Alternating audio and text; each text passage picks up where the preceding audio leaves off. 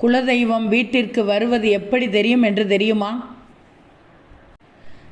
தெய்வம் நினைத்தால் எந்த நேரத்திலும் எந்த வழியிலும் உங்கள் வீட்டிற்கு வரலாம்.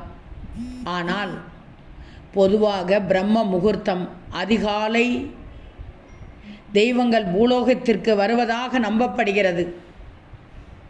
சூரிய உதயத்திற்கு முன்பாக வீட்டு வாசலில் கோலம் போட்டிருக்கும் நேரத்தில் மகாலட்சுமியும் குலதெய்வங்களும் வீட்டிற்குள் வரும் என்று சொல்லப்படுகிறது.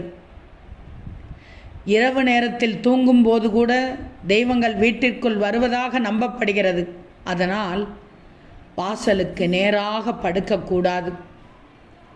சில நேரங்களில் நடுஜாமத்தில் கொலுசு சத்தம் கேட்பதும் விபூதி அல்லது பன்னீர் நறுமணம் வீசுவதும் குலதெய்வ வருகையை உணர்த்துவதாக கருதப்படுகிறது.